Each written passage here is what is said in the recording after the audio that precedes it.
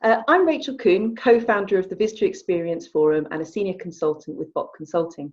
I'm very pleased to be joined today by Clare Matterson and Carolyn Royston, leading voices in the field of visitor experience, who will be talking with me about reinventing or pivoting organisational approaches to visitor experience. So, hello, I'm Clare Matterson. I'm the Executive Director of Engagement at the Natural History Museum in London. And I'm Carolyn Royston. I'm Chief Experience Officer at the Hewit Smithsonian Design Museum in New York. Brilliant. Thank you both so much for joining us today. It's really great to have you both here. Perhaps Clare, we could dive straight in. You could perhaps tell us a little bit about the Natural History Museum's new strategy and your new audience engagement model. Absolutely. I've got some slides to share because I think that will help just sort of put it a little bit into context. So this is the Natural History Museum. Welcome to the Natural History Museum. A wonderful view looking down in the major Hinsey Hall over Hope, the blue whale. And actually Hope the blue whale, the reason I started with that is very much Hope has been a kind of inspiration for us as we thought about the new strategy and and where we're going and what it's all about. So a few quick facts and figures. Natural History Museum in London, a really very big, busy, or was prior to COVID, museum, most visited science attraction in the UK, most visited natural history museum in Europe, family and adult audiences, fairly diverse, very international. 70% of our audience was a non-UK audience, obviously hugely significant in the context of COVID and what's going to happen next, and a fairly young audience. I think science institutions often attract a fairly young audience, which is really important for us and really vital for the future. But really importantly, a growing online audience. We've invested a lot in our digital audiences over the years, and we've had around 14 million sessions in the last year.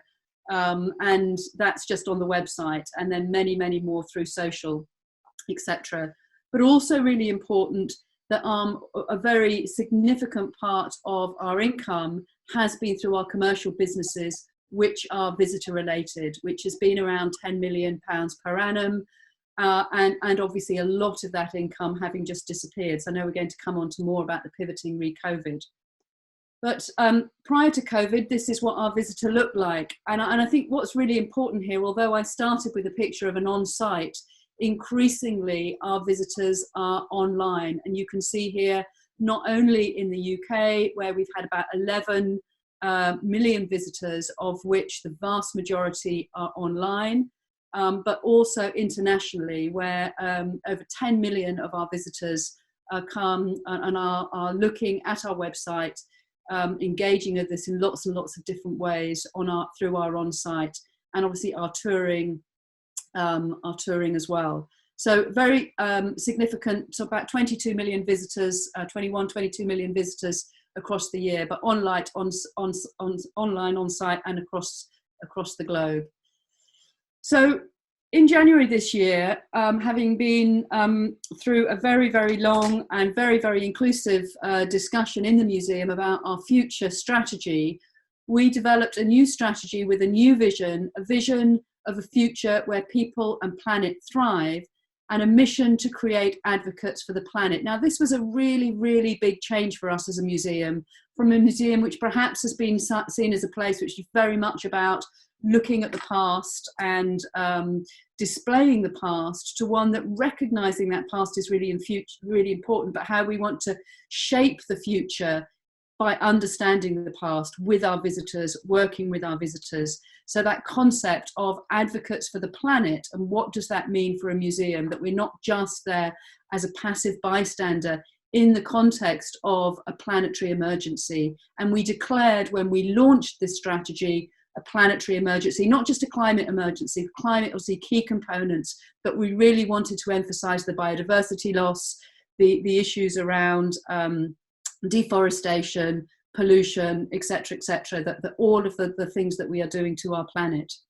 So that was the context when we got going with this strategy in January, taking that stand for the environment, thinking about how do we as a museum put forward a hopeful message, given some of the huge issues that there are, how we really use our collection, our science and our research, and how we can help to become the kind of global and scientific but cultural leader in the context of this planetary emergency.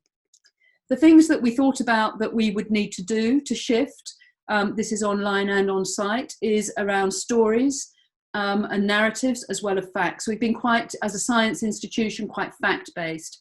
How do we involve and engage? How do we provide choice? How do we link things up? Natural history museums are about looking at a species, but actually it's the species in its environment. It's the way in which we humans then have an impact in the context of that environment. How do we introduce systems thinking and connectedness? How do we do debate and dialogue? And how do we walk the talk on sustainability? So these are the things that we've been thinking about. We then said we don't want advocates for the planet just to be a kind of empty phrase. So we did a lot of work looking at all of our research and other research on what is it that helps people move to being maybe a passive observer to feeling like they're an empowered individual. So we came up with this audience or advocate engagement model that we needed, obviously, to have a first-class, respectful experience underpinning everything we do. But how do we get people to feel an emotional connection with nature, with the issues, and then using that to help people think about wanting themselves to be curious, share stories, develop their own stories, etc., about the natural world. And then how do we help people to feel empowered? We don't want to tell people what we do, but we want people to feel empowered so that they can make the informed choices for themselves. And then what are the outputs and outcomes? Feeling connected, understanding the role in nature and acting on behalf of nature. And for us, the accumulation of this is how we begin to think about advocates for the planet. So this is becoming now something that every single piece of programming across the museum is looking at, whether we're doing something online, whether we're doing something on site, whether doing something nationally, globally, etc. And we're not saying every single piece of programming has to tick every single one of these areas, but what we are saying is that everyone has to know what it is they're doing and where they are in the context of this framework. And then also we want to use the same indicators to measure how do we think we're doing in terms of making that shift to becoming advocates. So there we are, advocate is someone who can speak up on behalf of nature, take action to create a future where people and planet thrive. A couple of projects I just want to mention before I finish. One is we have got a major project which is about how do we, from where we sit today, create an urban nature movement. We think we're based in a city. More and more people around the world are moving into cities. So what we're doing is creating a national program to mobilize citizens, provide them scientific skills and opportunities to record, sustain and track UK urban biodiversity over time. So you can begin to see how that advocate engagement model, all the way from inspiring, from informing and then empowering through something like the Urban Nature Project, can actually really begin to create advocates for the future. And we will walk the talk by not only working nationally, but transforming our own gardens around the museum in an urban setting to tell that story of change over time on our planet and have active programs across our gardens, but also with our scientists to monitor urban biodiversity and to help audiences play their part in both the science, the monitoring, and that they can take it home, do it nationally, etc. So you can see from that how that becomes reality. And then I know we're going to talk much more about this, but what we've obviously had to do since COVID shut down is have this pivot to digital. So how have we thought and what have we done, making sure that everything we do is underpinned by data, is we have testing, more testing to get really good usability. And we've put more of our content through into different hubs. We have developed more and more content around the Anthropocene, not only explaining the issues, but also opening up ideas for action, how we've had to have bite-sized short videos for social, and then far more online in conversation. I know this is going to be part of our discussion. So we've had to do this real pivot through that audience engagement model, through all of the activities that we had for the future of the planet, and thinking about them in the context of our digital engagement. So I'll stop there because I know it will be more fun to discuss rather than for me to just talk. And I will stop sharing my screen. Brilliant, thank you, Claire. Really, really interesting to hear what you've been doing. Perhaps you could just quickly just dip in there and just tell us a little bit about, obviously that's a live strategy ready, presumably a whole team on board ready to deliver and implement, and presumably they've had to completely rethink and as you mentioned, pivot in the face of COVID. Perhaps you could tell us a little bit about what's happened since with the strategy and how it has flexed to the new circumstances we find ourselves in. So what we did,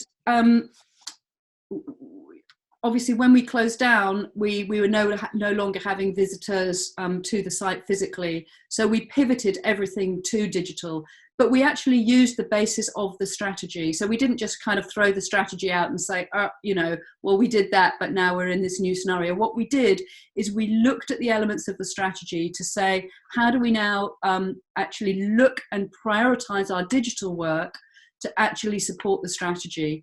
So we've done a number of very much about that connection to nature. So we've done a lot of activities, a lot of information, a lot of activities.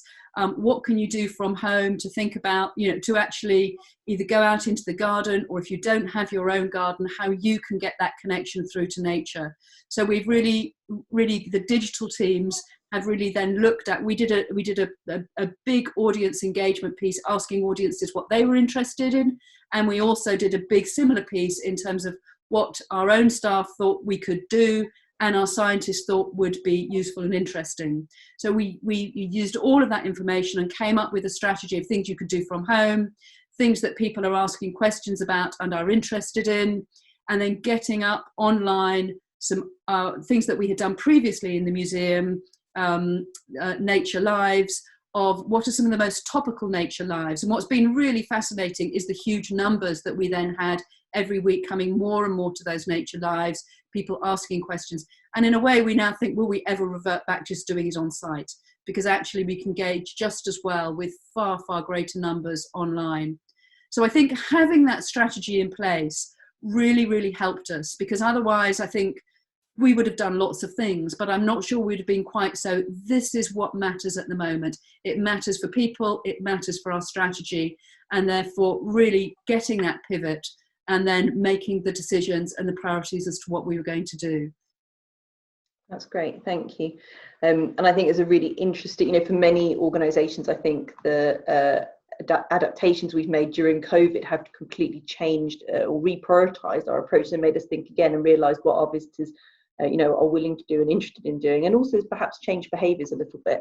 I think it'll be really interesting to see what sticks, and I think later we'll talk a little bit more about that. Carolyn, I understand you've been working on a sort of form of experience design lab that really had to pivot quite drastically in the middle of its process. Perhaps you could tell us a little bit about that. Yeah, sure. And thank you so much, Claire, as well. It's incredibly interesting. I'm looking forward to us having a conversation in a little bit. So yeah, just to give you a short intro, I am delighted to be talking about the Interaction Lab at the Cooper-Hewitt Smithsonian Design Museum. For those of you that aren't familiar with the Cooper-Hewitt, it's part of the Smithsonian, but based in New York. And the museum is housed in the Andrew Carnegie Mansion, has a collection of over 210,000 objects, from ancient Egyptian ceramics and textiles to contemporary 3D printed objects and digital code, and tells diverse stories about the importance of design and the power to change the world. And I joined the museum in 2018 just over 2.5 years ago as the museum's first Chief Experience Officer.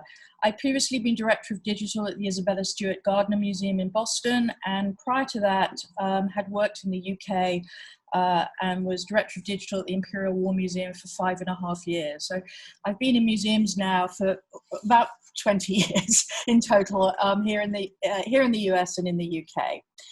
And having seen the growth of digital in our institutions to a place where it now permeates everything that we do, and seeing its growing importance in every aspect of museum activity, front and back of house, I wanted to move into a role that would enable me to look across the entire visitor journey, across every touch point from pre-visit to visit to post-visit, and to think about it holistically with the visitor at the center. And to kind of ask questions around, what do we need to do to ensure a great visitor experience, whether virtually or in a physical visit? Where in the journey do we need to provide support, information, engagement? What's the best way to do that? Is it through digital means? Is it through human contact? Is it through the physical space with, for example, improvements in signage? Or improvements in access in an old building. So how do we want our visitors to feel in our spaces? What do we want them to do? What do they want to know? And what do those things look like in the museum or online? And even more so now in our kind of very altered state. So I'll come back to that a little bit later. But lots of questions, and because my role is really looking across the entire visitor journey, and I manage departments that are responsible for the digital experience, the front of house staff, and the operations department. It gives me an opportunity to bring this expertise together and to really imagine the visitor experience, I think, in quite a different way to the way that a museum normally operates. So early last year, I decided to move kind of all that thinking that was in my head into practice, and I created an R&D visitor experience lab with a colleague, Rachel Ginsberg, who's actually the director of the lab. And Rachel comes from an experiential and strategy design background, and she's responsible for developing and executing on the lab strategy. We decided to call the lab Interaction rather than an innovation lab, and this was very intentional because it reflects our desire to start with people rather than technology, and to build the lab as a hub for visitor insight to engage with all corners of the museum. And the name Interaction Lab, we think, points to our approach to visitor experience as a series of connected interactions across platforms and environments. And this approach establishes the right priorities from the beginning. From the beginning, recognizes the value of thoughtful, coherent design that weaves across disciplines, connecting interpretation, curatorial, digital tools, the built environment, and beyond. The lab is also a lab without walls, and it's designed to keep pace with emerging technology, but untethered to any one location or platform. Again, to kind of bring this holistic, interactive design methodology to the very heart of the museum's visitor experience. So I'm going to just take you through some slides now that explain a little bit more about what the lab is actually doing practically, and where we've got to from what seems now an age ago last year to where we are now, and how that's kind of changed our approach and how we're evolving our strategy. So I will share my screen.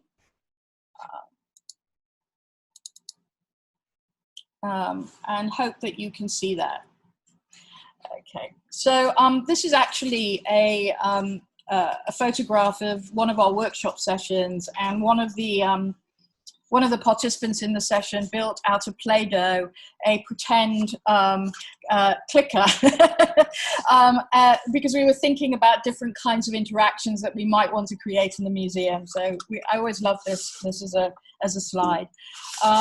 Let me see how I can move this along.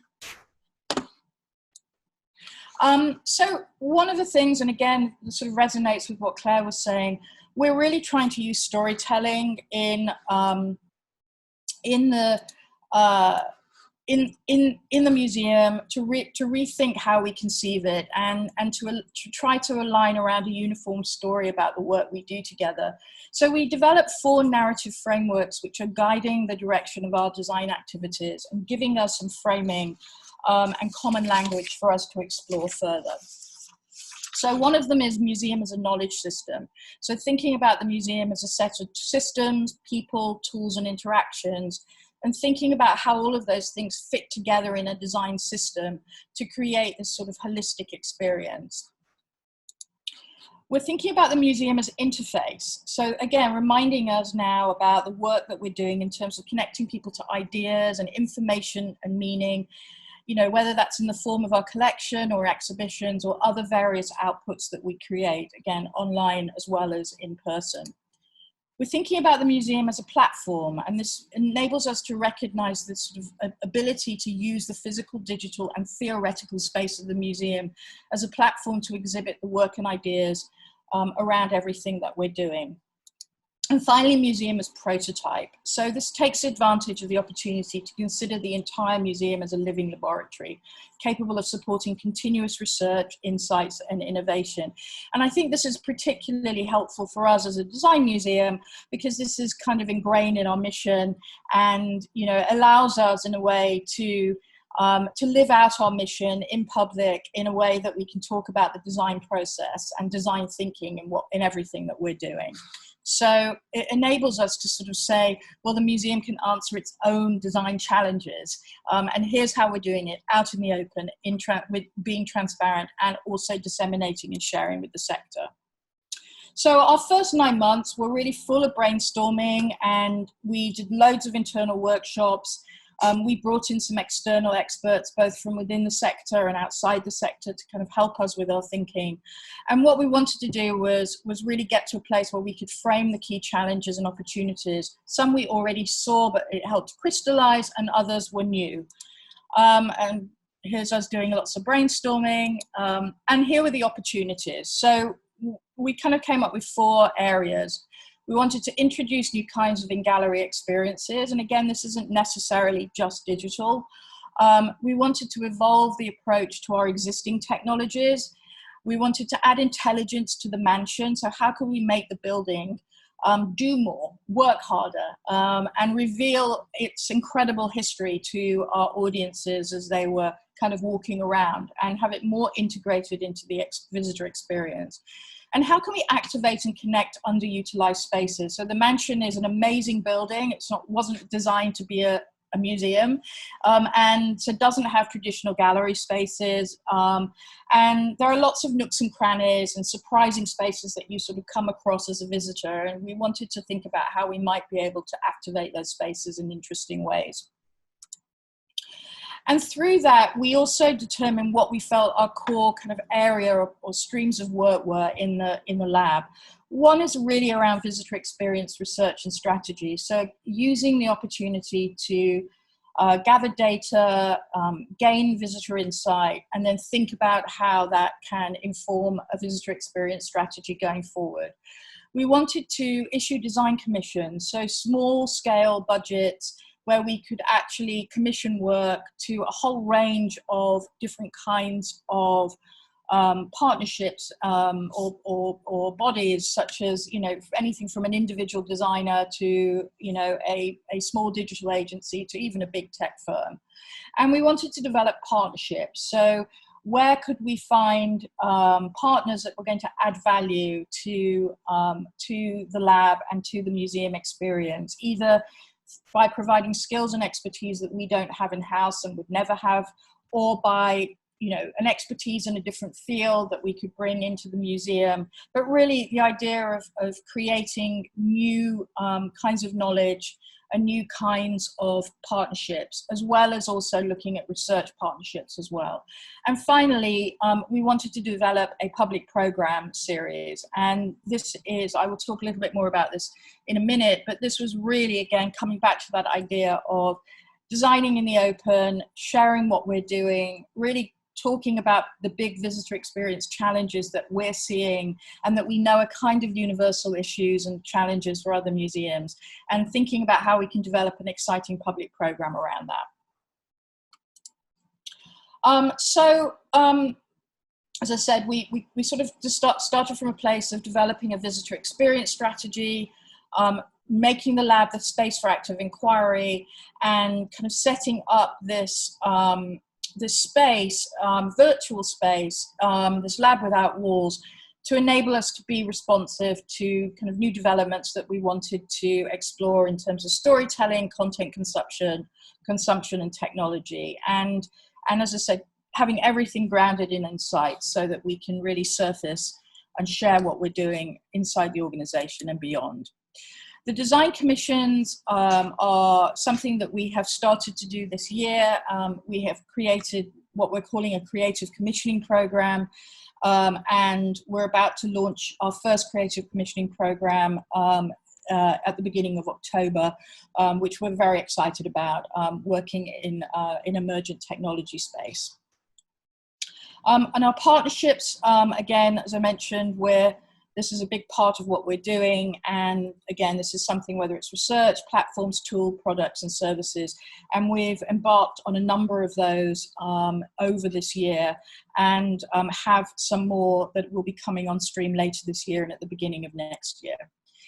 We've also been working in a research space. So we've been working with a UK funded project actually by the AHRC called One by One, which is actually led by the University of Leicester, Dr. Ross Parry, and involves 4 UK national museums as well as 4 different units within the Smithsonian. And that's a project that's looking specifically at building digital capacity and building digital confidence, which is absolutely key more than ever now in the world that we find ourselves in. And then we've been running public programs. So since September, we've run 5 in-person sold out events at the museum. And then since March, we have held 2 online events. The events are designed to be highly participatory, collaborative, and playful. And they have drawn a very mixed crowd, lots of people from the museum sector in the New York area that have been able to come to the on-site events, but also other disciplines, funders, technologists, educators, and also members of the public who have really enjoyed having this opportunity to kind of look behind the curtain in a museum at some of the challenges that we're trying to take, or that we're facing. And we've tried to, for each session, have a different kind of model, but each one always has a participatory and collaborative element. And when we were on site and able to do these sessions in the museum, involved us leaving a lecture room and actually going into the museum galleries and trying out some of the things that we were talking about in the session, and then coming back together and feeding back. So these are some of the topics. We've covered museums and AI, interpretation of storytelling, body storming access, which involved asking some disabled dancers to come and talk about their relationship, their bodies, to being in a museum space and what that felt like. And information for sense making, so talking about information design, and also future interfaces, which we did with the Columbia University Storytelling Lab. Online, we've done two events which have been part of a series. The Pandemic as Portal, which was taken from Arundhati Roy's amazing article that she published in the Financial Times in April about the pandemic being a portal, and what we might want to leave from the old world and take with us into this new world. And we wanted to explore that in terms of thinking about museum experience. So I won't go into any of these in a lot of detail, but just to say that, sorry, there we go. Yeah, so that they have been, as I said, really interesting sessions,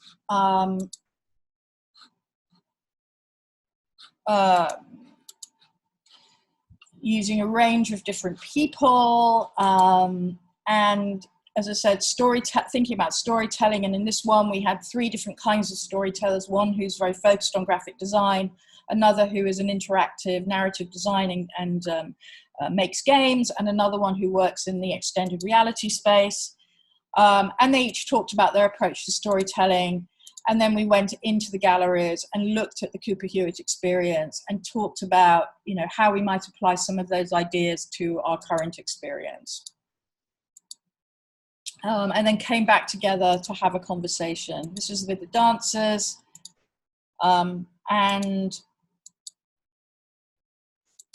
then we did the sense making. And in this one, we were really interested in asking our audience, you know, what is it they feel is missing when they go around a museum? What kinds of types of information would they like to have, and how can we address that as a museum? Then they went around, looked at what we'd done, and then came back and shared their experience. And then we did one, as I said, with the Columbia Digital Storytelling Lab, which really looked at kind of access into storytelling and different layers of engagement. In our online sessions, we've been using collaborative tools like a Miro board. And in this one, we had almost 200 people. We onboarded them to this tool, and we also asked them to collaborate in this amazing session that we ran, and added post-its to the board and in breakout groups. And there is the group on Zoom.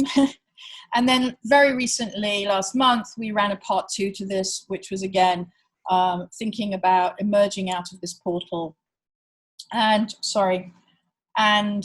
using Miro again in a series of breakout rounds to help people to kind of answer questions about the future. So what next for the lab? We're evolving the strategy in response to COVID. It is requiring a rethinking about visitor experience, but I think it's also enabling us to explore new opportunities and approaches to design and delivery of exhibitions, public programs, and our interpretive approach. So that is my, very rapid run through of the Interaction Lab. Yeah, that was brilliant. Thank you so much. Incredible, 200 people online. That Zoom image at the end was fantastic. That's the story of most of our lives right now, isn't it? Yeah, I mean, it was a little bit chaotic because we were really onboarding people into a new collaborative tool, and we lost a few people, but we also, people stayed with it, and, you know, I think it was so important for us to keep that collaboration and that participatory ethos going. Even though we were now in an online environment, that was a very, very important sort of tool that we wanted to use as part of the session. I think that's something we're hearing so much of, is the importance. I mean, already we were very focused in the sector on collaboration and, curating with our audiences and co-curation, and using our audiences to lead the way and tell us what they wanted. And I feel like I'm hearing a lot that COVID has upped that, the importance of that potentially, in terms of, you know, us all figuring it out together as a sort of approach. I'm quite interested, perhaps from both of you, to hear a little bit about how you think your strategies are going to affect the nature of your integrated working internally, the sort of culture of integrated working you've got.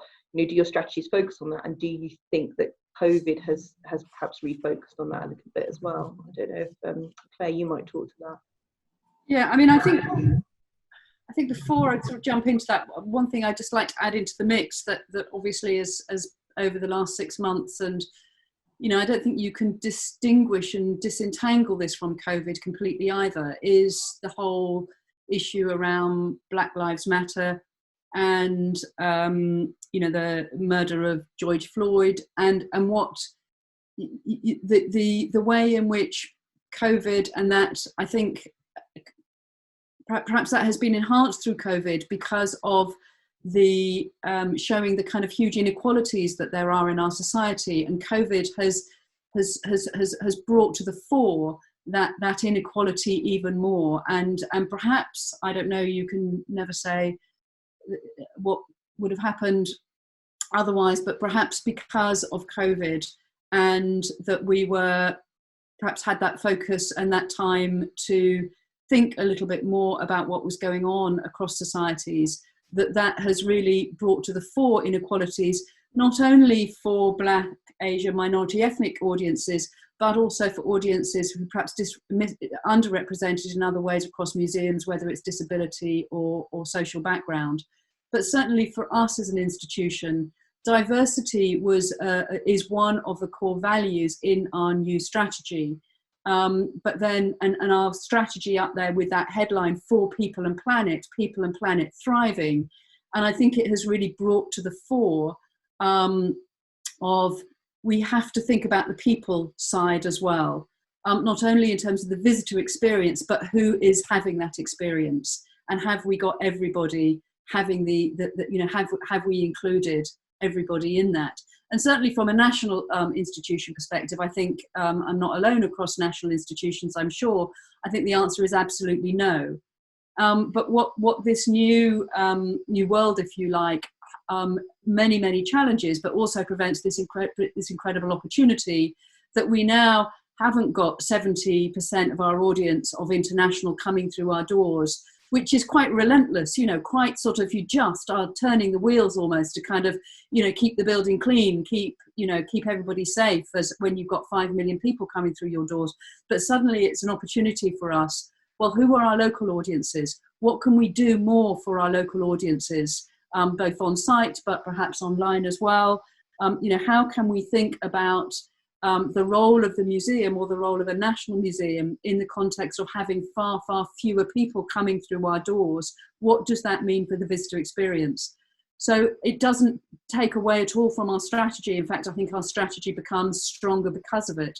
But certainly, and I think that's what Caroline was suggesting, it requires a complete rethink for us in terms of, if you like, our relationship with our audience and who our audience is.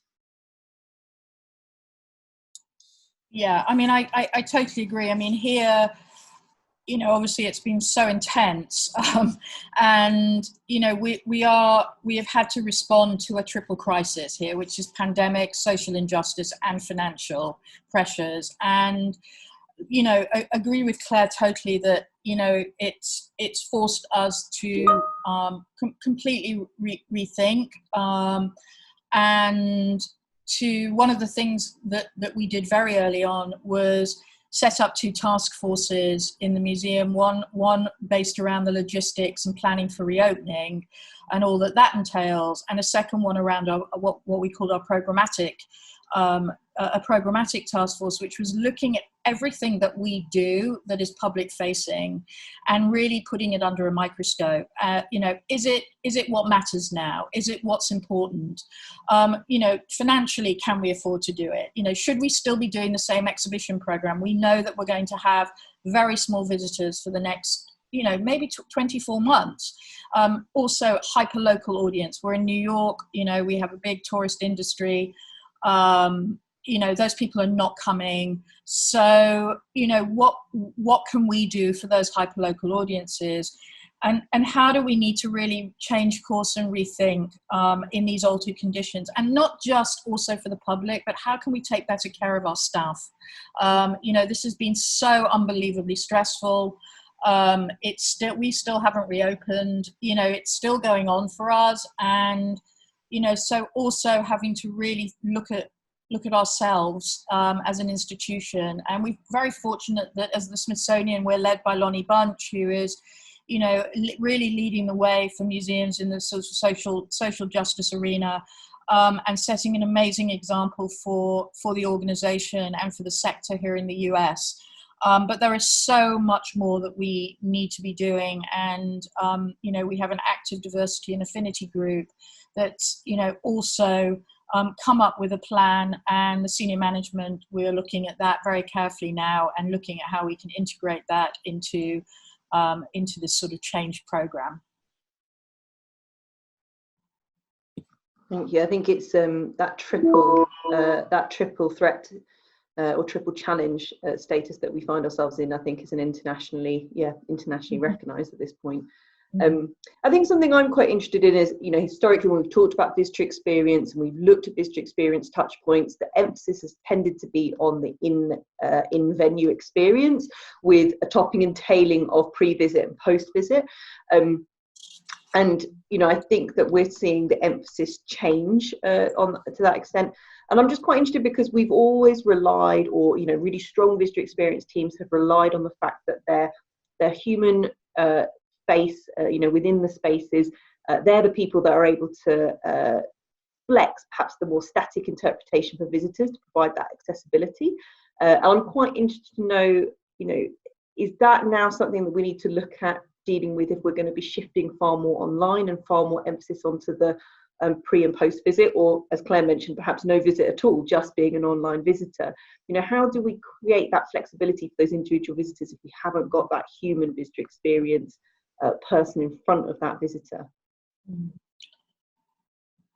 Should I have a go? I mean, obviously, it's, you know, someone who's worked in digital for such a long time in museums, and, you know, literally started out when it was a cottage industry in museums. You know, we were like stuck in a corner, kind of, no one really knew what we were doing, to where we find ourselves today. I mean, it was quite an unbelievable change, and for it to happen literally overnight was remarkable. And I think that museums have done exceptionally well. Obviously, those that have a digital team and digital leadership, you know, have maybe found that transition easier than others where, you know, they don't have that infrastructure. And I think this has highlighted, certainly for me, one of the big issues that I have been advocating and talking about for a very, very long time, really when I saw it happening when I was at the Imperial War Museum, which is,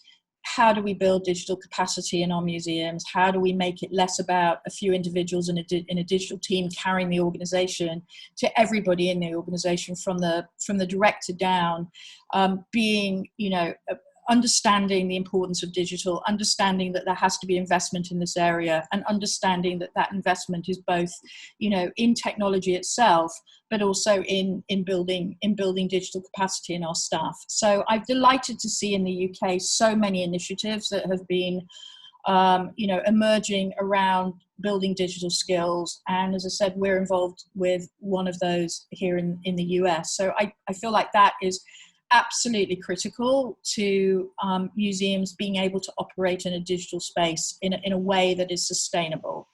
It cannot fall on a few people's shoulders.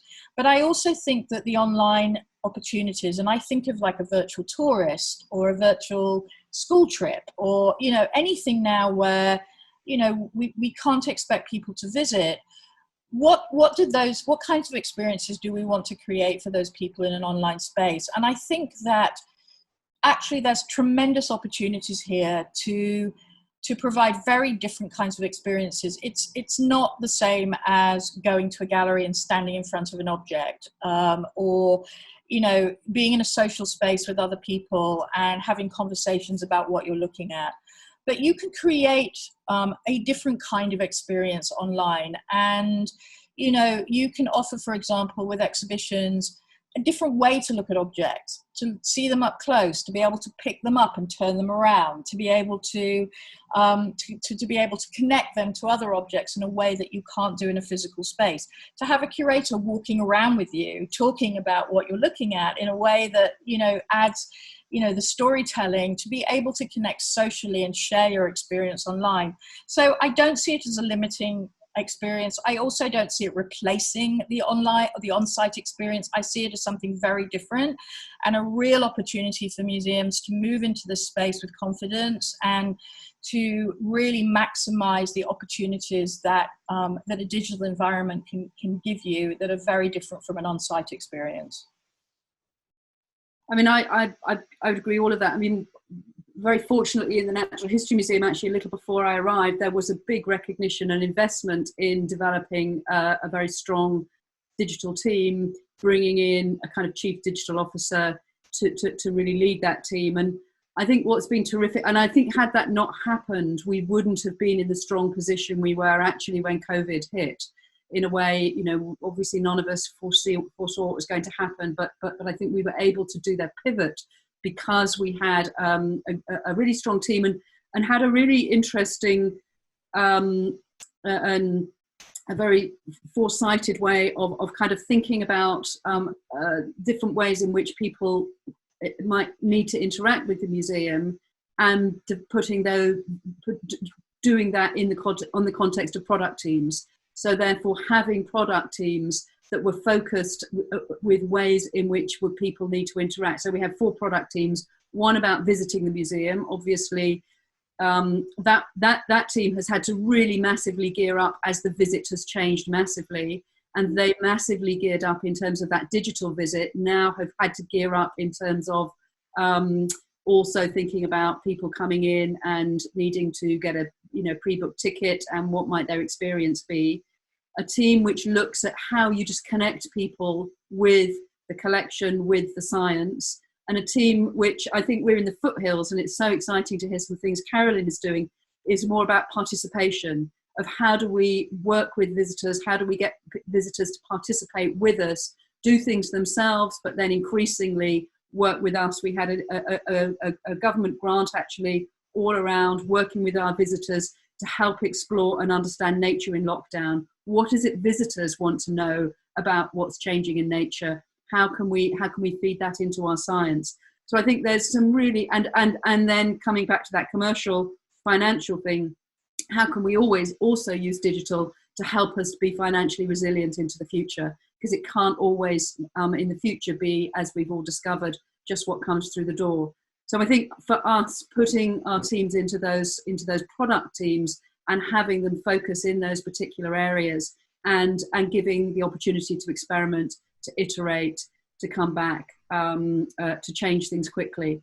That has been what has enabled us to move. And I think for me, the really exciting bit is building, particularly in some of that participate area, actually, particularly as we move into this slightly new world. Well, slightly new world, very big new world, I should say. I think I want to add as well that, I think COVID is also really presenting some very interesting opportunities actually on site, because just going back, one is obviously a kind of change in our visitor profile, and also less visitors, but it also gives us an opportunity, I think, to experiment with some different kinds of experiences in the museum. So for example, creating more of maybe a self-guided story-driven experience. We're working with our CRM, customer relationship management vendor, to look at the entrance experience. And now that we've moved to time ticketing and a contactless situation, how does that affect the entrance experience? And how can we make that experience have less friction in that experience, and what does that look like as we change, when we change it, and how might that also change the interface to the ticket buying experience if it's quite different, and also the impact on our visitor services staff, because if we don't need so many people behind an admission desk, how can we utilize that team in a different way around the museum to be more interactive with our audiences, and to have a different kind of relationship. So I think there's, that there's lots of, out of this, really terrible situation, I do think it's an opportunity for museums. We cannot go back to how we were. We can't go back to, we're not going to invest in online. It's not as important as the on-site. And we can't go back to a museum where the experience is going to remain the same. I mean, like the Natural History Museum, we have an enormous amount of technology. We're going to have to think about, how to move to a non-touch or a safe touch. And what kinds of things that might involve for us. So I think there's, it's going to be a period, I think, over the next couple of years of experimentation and opportunity. And I really hope that museums embrace that, and that we actually come together and share, because all of these issues, regardless of what kind of museum we are, or what size of museum we are, we still have the same universal challenges. And I think being able to share, not keep reinventing the wheel, being mindful of our financial situation, being mindful of our staff and all the stresses across that, actually being able to share and to learn from each other, I think will be invaluable. And we've always been very, very generous as a sector, I think, in that way. So I'm looking forward to that continuing. Absolutely. Thank you. What a great note to end on. I'm conscious of time. I could talk with both of you all day. Absolutely fascinating. And thank you so much for your time. And thank you so much for joining us today. Great. Thank you so much for inviting us. Thank you both. I'll stop the recording there. That was brilliant. Thank you both so much. I'm conscious that we've got 2 minutes, Carolyn, for you to grab another cuppa, if you're still in the English way of a cuppa, and before your next thing. I am. Thank you. That was great. It was really interesting, Claire, to hear what you're doing. And well, likewise, actually, it just sounds fascinating. I'd love to hear more about. Yeah, well, perhaps we should talk about it. We're at the foothills of that participation piece. Having been such a, as I say, just having had hordes of tourists coming through our doors, it's quite difficult to kind of turn your attention to that kind of innovation piece, and now we have the chance, and we've got and we've got a really willing and excited colleagues who want to do that. So yeah, it'd be great to find out more of what you've done and find out what works and sure how to be brave.